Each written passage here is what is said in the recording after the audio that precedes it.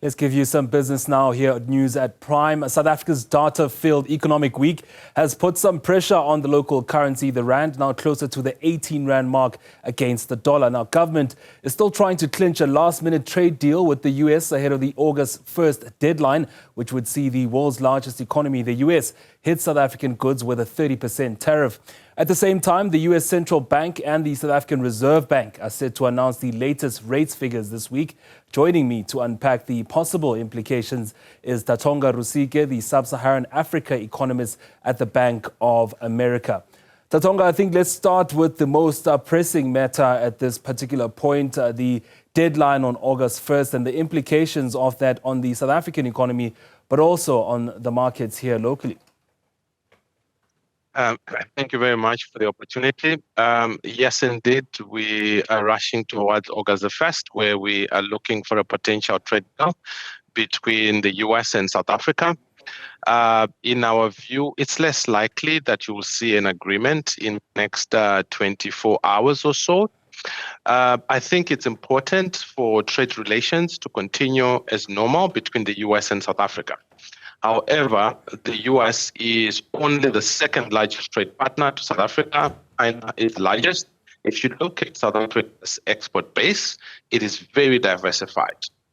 About 8% of total exports go to the US, and the other go to the rest of the world. So even if there is no trade deal on the 1st of August, markets are not going to crash because of no trade deal. You have some slight weakness, trying to understand whether they're getting an extension, more time to clinch something, but ultimately both the US and South Africa want to continue trade. So it won't be as negative, perhaps, as you could see out there. Now, the lion's share of trade to the US from South Africa is not really that significant at 8% if you look at the broader picture. But what does it say for sentiment around South Africa's partnerships on the global sphere? Yeah, probably sentiment is a lot more important here because the US is still a global powerhouse, so it's important to have good relations and to keep the signaling going. So if you start breaking down the exports that are being sent to the US, it's probably easier to redirect the commodity exports and also the auto exports. If you look at the data, auto exports have already been redirected to the rest of the world, but it's much tougher for agriculture exports. That's where the issue could be around jobs and trying to take time. So that's where the impact could be felt a lot more. So I think the US also understands that they need to do trade with South Africa. So at some point we'll get to a deal. It might not be by August 1st, but at least we may settle somewhere rather than where we currently are today. There's not much talk around the preferential trade agreement, AGOA. Everybody's talking about the tariffs and the hike to 30%. But AGOA as a relationship, from your assessment and what you've seen over the past 6 months, do you think that's still on the table? Because, of course, for agriculture, that would be very important. Yeah, well, for all intents and purposes, AGOA is gone.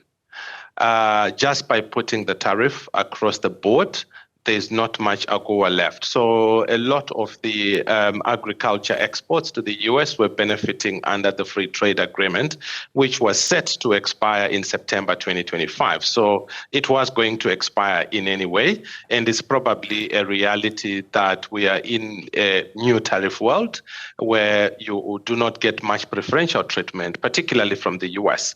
But there's a broader Africa trade agreement that African countries are pushing to trade with one another with zero tariff. So probably you could find that trade already starts to shift there. You may also see that a lot of the regional member countries of SADC already rely on South African products in the region, Southern Africa. So that can expand towards East Africa, West Africa. That can be an opportunity as well to shift trade from the US, perhaps towards neighbors, perhaps towards the broader global south. Trade Minister Motheo yesterday informing the public about the government's last throw of the dice, if you will, are seeing the proposals made, are some concessions that South Africans are willing to do, that the government, in fact, are willing to do to try and clinch the deal on Friday. Do you see a miracle happening there on come the 1st of August? Yeah, I think the discussions have been kept in confidence, so we've not seen much in the public domain. But what we do understand, I think there was a comment from the Trade Ministry to also suggest that there was a document exchange, but the details are not known. So it is possible to see that something could be announced. Or it continues to be further work into coming weeks. Look, we are now in August. The tariffs issue started in April. Got deadlines to extend deals. So it's possible that even if you don't have an actual deal, you'd get more time to discuss the details, to see where areas both countries can mutually benefit. So it may not necessarily be a trade deal by the 1st of August, but you get more extension or even a lower tariff than where we currently are. Now, Tatonga, there's tariff pressure, the 30% on SA goods going into the US. The timing couldn't have been worse because the South African Reserve Bank has to sit as the Monetary Policy Committee this week to decide on interest rates in the country. And I would gather this would be a risk for South Africa's economy. Do you see a hold on rates come tomorrow, or would the SARB be brave enough to still cut by 25 basis points?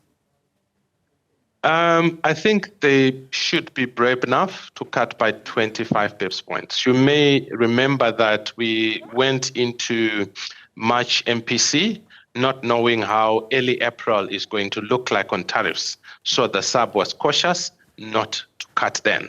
Now we know a lot more about tariffs, that we've seen shifts, and some of the shifts have shifted towards a lower tariff. So if you just look at financial markets, you can look at the exchange rate. Dollar rand today is still sub 18. When we went into early April, it went well above 18, 19. So at this stage, markets are not as worried about the potential impact as they were when we were starting early April around what the US called the Liberation Day. So financial markets are not as super worried as they were back then. And this is an opportunity, I think, for the central bank. Inflation is still around 3%. Real rates are very high. So there's room to cut policy rate to get to 7% and then relook, I think, going ahead. Now, the South African Reserve Bank Governor, Lesija Kganyago, has talked about the inflation target in the country recently, saying it was too high and too wide, and they're looking to get it at around 3%. What are some of the benefits of having such a low inflation target, and what could be the unforeseen trouble that could come? Yeah, I think one is getting the approval to get the 3% target. So at this present moment, we are still targeting 4.5%. Once the approval is done, then there's work to be done in order to actually achieve it. If you start staying 3% consistently as a new target, the benefit is you get lower interest rates. So you can stimulate credit, right? If you stimulate credit, you can stimulate GDP growth. So you have higher GDP growth. You now have a lower rate of increase of prices as well, right? So it becomes a new normal. Your exchange rate might not depreciate as much as it was over the years because you have narrowed your inflation differentials with trade partners who target 2% in the developed countries. Other EMs or emerging markets like South Africa target 3%. So you've narrowed that. It's good for trade. Now, the cost of doing that is probably that you start to have lower rate of increases, particularly for wages, than what you were used to when unions bargain. They would say inflation plus 1 and inflation being 4.5. Yeah. Exactly, those kind of things. So you start to have a lower starting point. Maybe for tax revenues, you could gain by having lower borrowing costs because interest rates would come slightly lower than where we currently see them. So you can stimulate credit in that way and allow the government to borrow at lower rates than they currently do. We'll have to see then at 3 p.m. tomorrow as the SARB Governor Lesija Kganyago give us the latest interest rates. Thank you to Tatonga Rusike, Sub-Saharan Africa economist at the Bank of America.